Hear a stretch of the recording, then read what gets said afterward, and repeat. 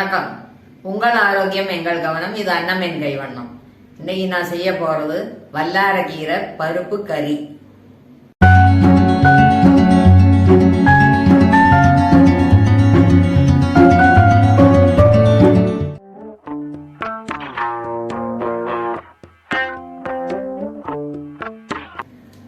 முக்கால் கப்பு பயத்தம்பருப்பு, பாசி பருப்பு.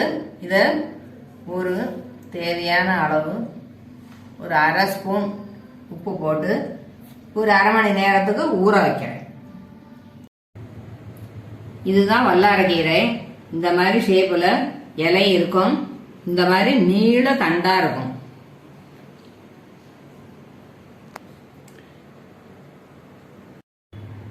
இந்த வல்லாரக்கீரையை நல்லா சுத்தம் பண்ணி 2-3 வாட்டி கழுவி காய வச்சிருக்கேன் துணியில போட்டு. இதை இப்போ ரஃபா கட் பண்ணணும்.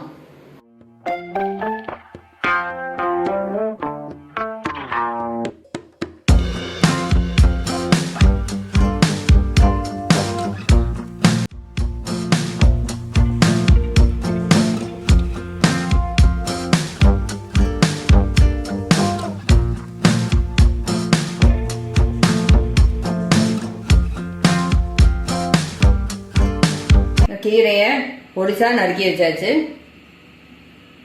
இந்த பாசி பருப்பு ஊற வச்சேன் இல்லையா, இதை குக்கர்ல 4 விசிலுக்கு வேக வச்சு வச்சிருக்கேன். குழைய வேக வச்சிருக்கேன். வாழை அடுப்புல வச்சு தேங்காய் எண்ணெயை ஒரு 2 ஸ்பூன் விட்டுக்கிறேன். 1 ஸ்பூன் கடுகு போடுறேன்.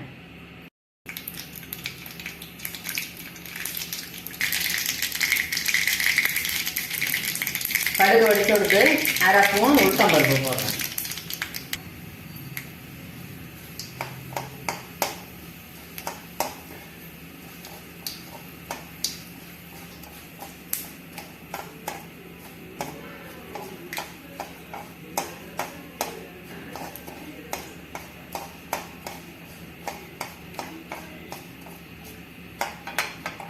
செவந்து கொடுத்து ஒரே ஒரு வரமிளகா கிள்ளி வச்சிருக்கேன், அதை இது கூட போட்டுக்கலாம்.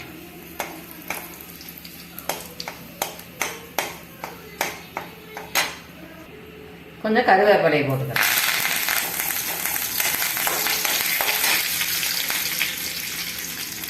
அரை ஸ்பூன் ஜீரகம் போடுறேன்.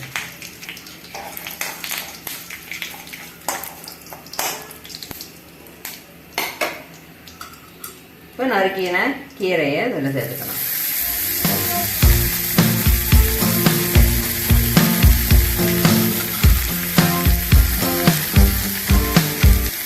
இந்த வல்லாரக்கீரை குழந்தைகளுக்கு ஞாபக சக்திக்கு ரொம்ப நல்லது. படிக்கிறதெல்லாம் மறந்து போயிடுறதுன்னு சொல்கிறாங்க இல்லையா, அவளுக்கெல்லாம் இந்த மாதிரி பண்ணி கொடுத்தோம்னாக்கா நல்ல ஞாபக சக்தி வரும், படிக்கவும் செய்வானுன்னா.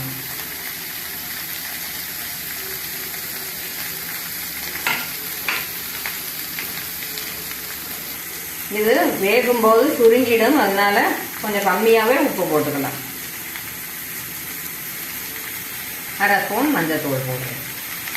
இது கொஞ்சம் கசப்பு சுவையாக இருக்கும், அதனால வெல்லம் கொஞ்சம் சேர்த்துக்கலாம்.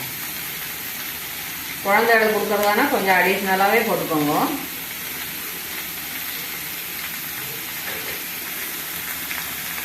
ஒரு அரை டம்ளர் தண்ணி ஊற்றிக்கலாம்.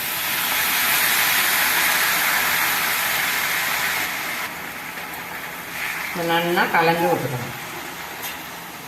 மூடி போட்டு மூடக்கூடாது. எந்த கீரையுமே வேக வைக்கும்போது மூடி போட்டு மூடக்கூடாது.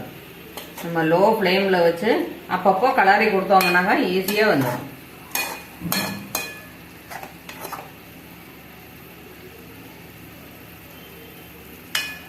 இப்போவே சுருங்கி எடுத்து பார்த்தேன்னா 2 ஸ்பூன் தேங்காய் வச்சுருக்கேன். இது துருவலாகவும் வச்சுக்கலாம். ஒரே ஒரு பச்சை மிளகாயை போடுறேன். கொஞ்சம் கருவேப்பிலையும் சேர்த்து நல்லா பொடிச்சா மாதிரி பண்ணி வச்சுக்கணும். தண்ணி சேர்க்க வேண்டாம். நல்லா பொடிச்சு வச்சாச்சு.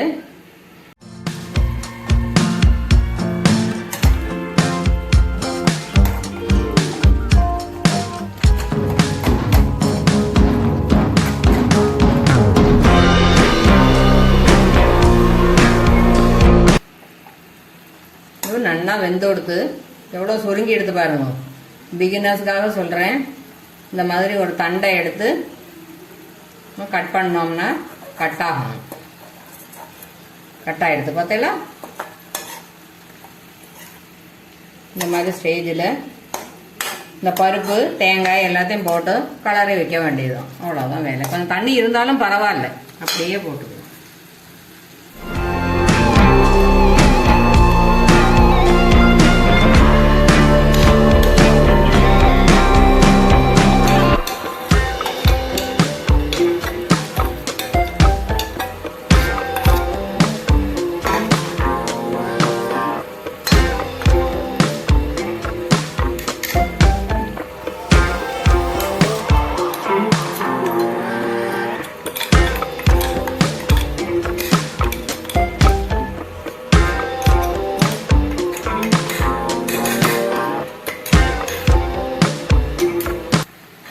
நல்லா கலரிக்கணும்.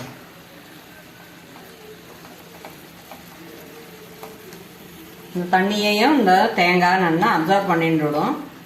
அதனால நல்லா இருக்கும். அதுவும் இல்லாத இந்த பாசி பருப்பு கொஞ்சம் ஸ்வீட் டேஸ்டாக இருக்கும் இல்லையா? இப்போ தேங்காய் எல்லாம் சேர்ந்துட்டு இந்த கசப்பே தெரியாது. குழந்தைகளுக்கு கொடுக்கும்போது வெல்லம் வேறு சேர்த்துருக்கோம். நம்ம ரொம்ப விரும்பி சாப்பிடுவா குழந்தைகள்லாம். அது படிக்கிற குழந்தைகளுக்கு ரொம்ப நல்லது.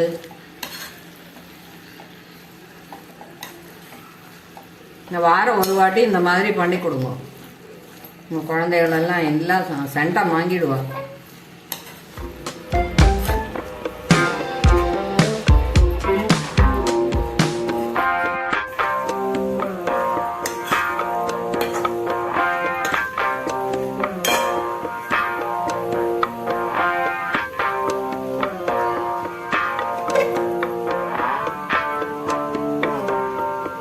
அடுப்பை ஆஃப் பண்ணிடலாம்.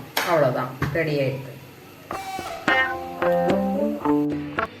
வல்லாரக்கீரை பருப்பு கறி சுட சுட ரெடி ஆயிடுது.